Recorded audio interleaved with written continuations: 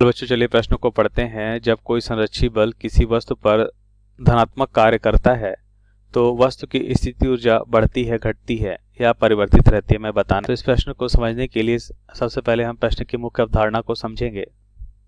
सबसे पहले हम यहाँ पे देखेंगे मुख्य अवधारणा।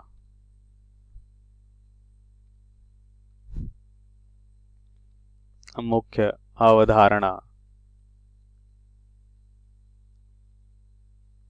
तो हम यहाँ पे देखते हैं कार्य क्या होता है। कार्य को अगर W से लिखें तो इसे एक चित्र के माध्यम से समझेंगे। तो हम देखते हैं कि अगर ये एक वस्तु है और वस्तु पे अगर हम मान लेते हैं कुछ इस दिशा में अगर हमने F बल लगाया और धनात्मक x दिशा में विस्थापन होता है, मान लेते हैं बल और विस्थापन के बीच कोण थीटा है, तो कार्य बराबर क्या होता है, बल और विस्थापन सदिश राशि है, इनका अदिश गुणनफल अगर हम करें तो कार्य के बराबर होता है। इन्हें हम लिख सकते हैं F into D into cos theta, जहाँ पे थीटा हमने देखा बल और विस्थापन के बीच का कोण है। अब दो सदिश राशियों का अदिश गुणनफल हमेशा अदिश होता है, तो कार्य भी कैसी राशि है, अदिश राशि है। कार्य अदिश, यहाँ पे लिख लेते हैं कार्य अदिश राशि है। अदिश राशि का मतलब इसमें दिशा नहीं होती है, सिर्फ और सिर्फ क्या होता है, इसका परिमाण होता है। अब संरक्षी बल को भी समझ लेते हैं कि संरक्षी बल क्या होता है। तो यहाँ पे देखेंगे संरक्षी बल, तो ऐसा बल या वह बल जिसके द्वारा किया गया कार्य, वह बल जिसके द्वारा किया गया कार्य हम क्या देखते हैं,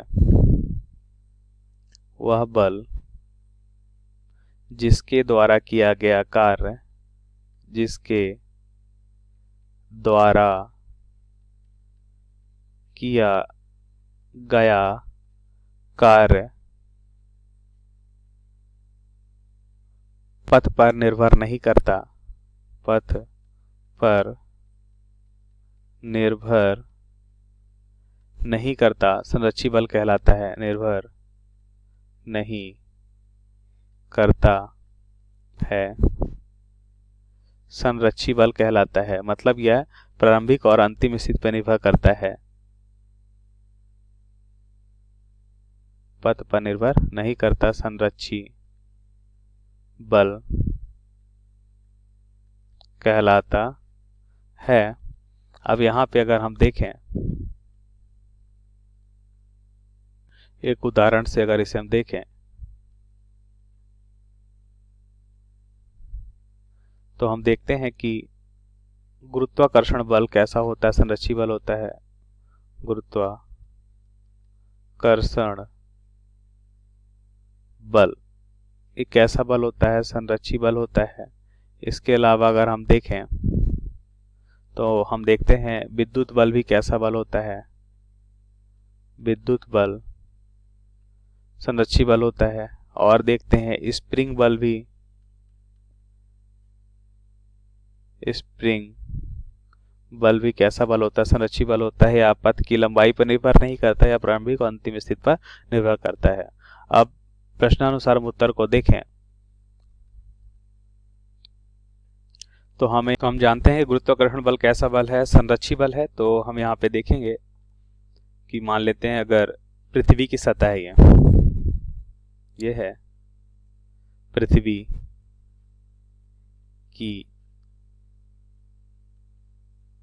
सतह है। अब यहां से अगर हम देखते हैं कितनी ऊंचाई पे बात कर लें, अगर x ऊंचाई पे एक वस्तु है, m द्रव्यमान की वस्तु है।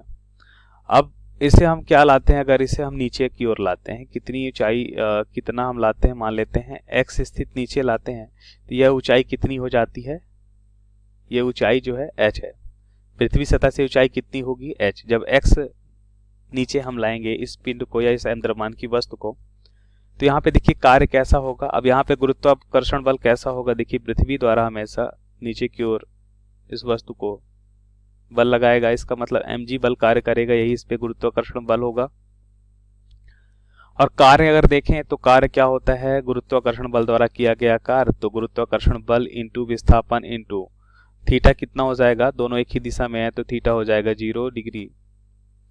तो गुरुत्वाकर्षण बल द्वारा किया गया कार्य इस स्थिति में कितना है, mg इंटू विस्थापन अगर x1 है तो mg इंटू x1, और ये कैसा मान होगा, cos 0 का मान होता है धनात्मक, तो धनात्मक 1 हो जाएगा। तो इस तरह से हमने देखा कि इस स्थिति में कार्य क्या है, धनात्मक है। अब देखते हैं स्थिति ऊर्जा को समझे। तो स्थिति ऊर्जा हम जानते हैं क्या होता है, यह होता है अगर हम पहली स्थिति में देखें तो पहली स्थिति हमारी x ऊंचाई पे है, तो पहली स्थिति पे स्थिति ऊर्जा कितनी हो जाएगी, यहाँ पे हम लिखते हैं स्थिति ऊर्जा